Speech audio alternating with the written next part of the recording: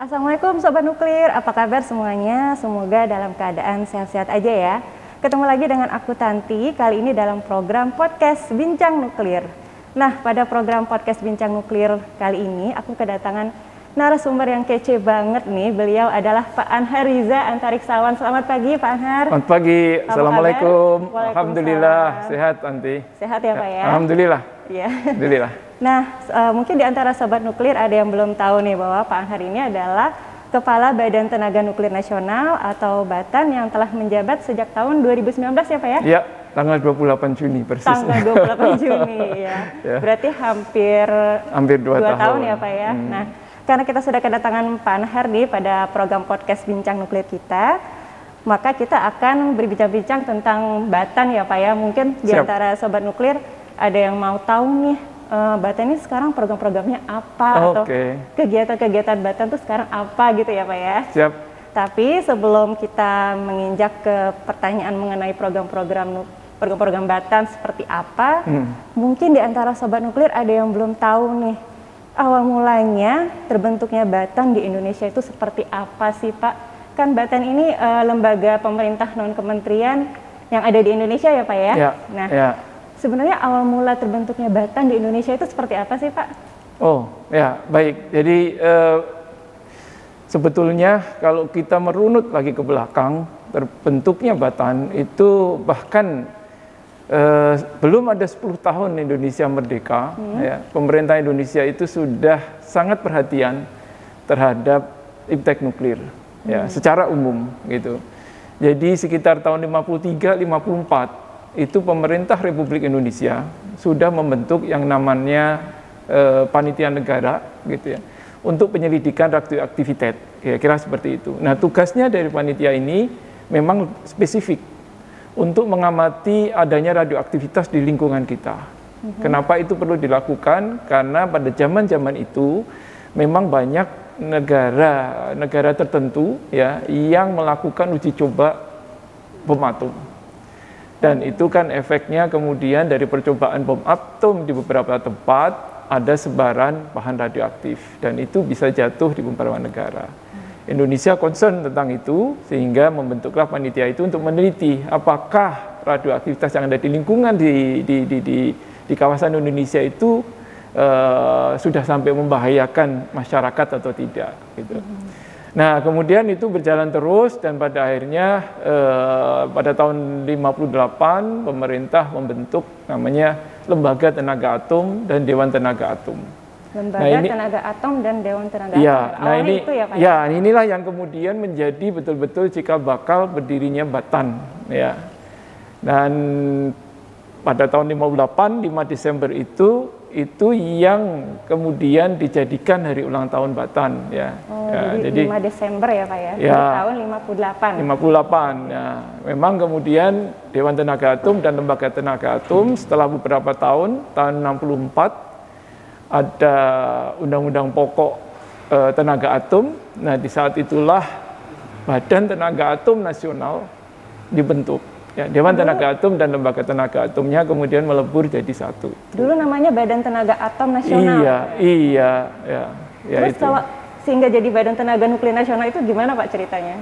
Nah, itu kemudian kan mulai 64 Undang-Undang Pokok Tenaga Atom kita berjalan terus, kemudian sampai pada tahun 97 ya, dirasa perlu untuk mengubah undang-undang itu. Ya, terutama karena tuntutan yang muncul bahwa harus ada badan pengawas tenaga atom yang independen ya, terhadap badan pelaksananya.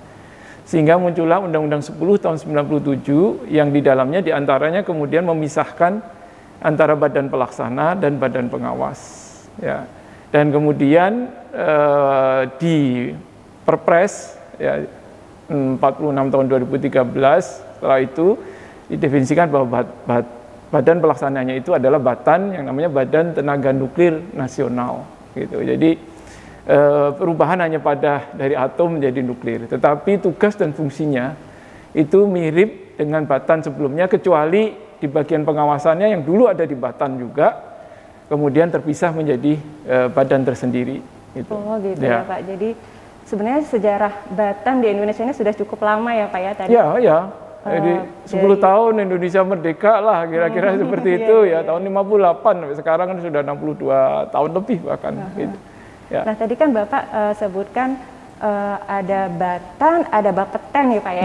Badan Pengawas Tenaga Nuklir ya Pak ya? Yang Badan Pengawas Tenaga Bapeten ya. Dua-duanya ini istilahnya berurusan dengan nuklir ya Pak ya? Betul. Bedanya apa sih Pak antara Batan dengan Bapeten itu? Ya, kalau yang Batan ya, yang di undang-undang itu disebut Badan Pelaksana, itu memang melakukan tugas-tugas penelitian, pengembangan, dan kemudian beberapa fungsi ketenaga nukliran yang lain, gitu ya. Kalau Badan Pengawas Tenaga Nuklir seperti namanya, memang hanya berurusan dengan mengawasi bahwa pemanfaatan semua bahan radioaktif, sumber radiasi, itu senantiasa memenuhi persyaratan keselamatan dan keamanan.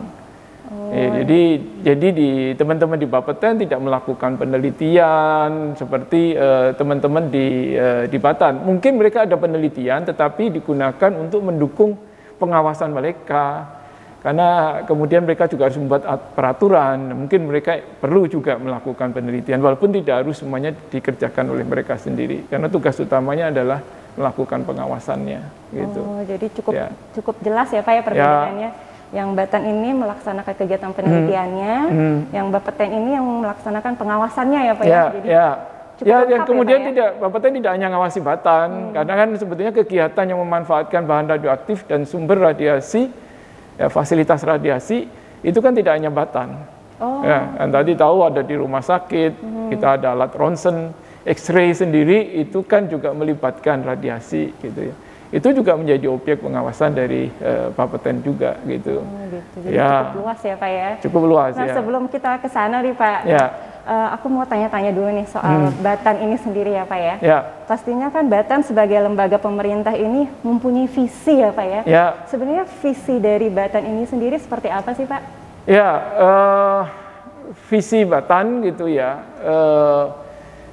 Pendeknya, kalau kita versi pendeknya gitu ya, ada versi panjangnya, ada versi pendeknya. Versi pendeknya sebetulnya ke depan kita ingin betul-betul memunculkan nuklir untuk Indonesia berdaya saing dan sejahtera. Itu. Nuklir untuk Indonesia berdaya saing dan sejahtera.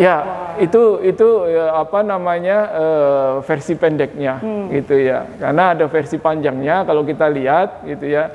Itu lebih lengkapnya gitu, itu nuklir untuk meningkatkan daya saing guna mewujudkan Indonesia maju, berdaulat, mandiri, berkepribadian, berlandaskan gotong royong. Kira-kira seperti itu. Ya, Pak, ya? Iya, panjang. Saya sendiri ngapalinya susah nih. Nanti harus menyontek dulu juga ini. Ya nggak apa-apa Pak, tapi intinya nuklir ini untuk meningkatkan daya saing dan kesejahteraan manusia ya Pak ya. Untuk mewujudkan visi itu, pastikan Batan ini mempunyai misi-misi tertentu kan Pak untuk mencapai visi itu. Nah ini misi-misinya apa aja sih Pak di Batan ini? Misinya sebetulnya hanya dua secara garis besar. Dua, tapi itu kalau saya harus ngikutin definisi yang ada di rencana strategis Batan mungkin agak rumit. Tapi gini, dua itu bahwa satu isinya terkait dengan substansi tugas kita. Substansi tugas kita kan di bidang litbang iptek nuklir. Nah, misi pertama kita adalah ingin menghadirkan iptek nuklir yang unggul secara kompetitif, ya, artinya tidak hanya komparatif tapi kompetitif. Dan ini guna membantu untuk mewujudkan itu tadi peningkatan daya saing dan kemudian untuk meningkatkan landasan sosial ekonomi masyarakat. Ya, ini dari sisi substansinya, tapi kata kuncinya adalah menghadirkan iptek nuklir. Ya, kenapa begitu? Itu artinya bahwa iptek nuklir itu harus bisa membantu apa yang menjadi kebutuhan masyarakat, gitu, Indonesia pada umumnya. Tentu tidak semua bidang kita bisa, tetapi di mana kita bisa, kita coba hadirkan iptek nuklir itu. Ya, sedekat mungkin dengan persoalan yang dihadapi masyarakat. Ya. Nah, misi yang kedua, karena apapun juga, seperti tadi Tanti sampaikan, Batan adalah salah satu lembaga pemerintah kementerian. Ya. Sebagai lembaga yang kemudian harus melayani masyarakat, tentu kita juga ingin mau menjadi instansi pemerintah yang bisa melayani masyarakat dengan baik. Ya, sehingga misi yang kedua kita adalah mewujudkan sistem manajemen yang efisien, efektif, akuntabel dan melayani gitu.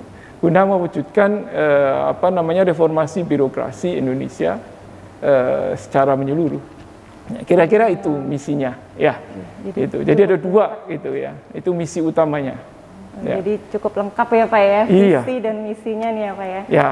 Tapi kalau misalnya bicara tentang visi dan misi nih Pak, biasanya kan di sebuah instansi pemerintahan gitu ya, ataupun di organisasi lainnya itu ada nilai-nilai yang harus diyakini atau dianut gitu ya Pak ya, oleh segenap pimpinan dan juga pegawai-pegawainya gitu, untuk menggerakkan agar bisa mencapai visi dan misi itu. Nah kalau di Batan sendiri ada nggak Pak nilai-nilai atau values tertentu yang harus diyakini atau dijalankan oleh pimpinannya dan pegawai Batan? Ya, tentunya ada. Seperti yang tadi bilang tadi, seperti juga hanya kebanyakan organisasi, tentu ada nilai, ada values yang harus kita pahami, dan kemudian tentu sekuat mungkin kita internalisasi sehingga di dalam kegiatan kita sehari-hari mengikuti values atau nilai itu.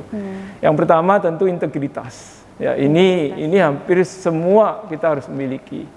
Ya, integritas artinya kita menghormati etika, menghormati nilai-nilai moral ya, yang kita yakinin, kita yakin kebaikannya, dan itu dalam implementasinya jelas kita juga harus menghindarkan yang selama ini juga kita ingin hindarkan, yaitu KKN. Wah, itu korupsi, kolusi, nepotisme. Ya, itu landasan utama kita.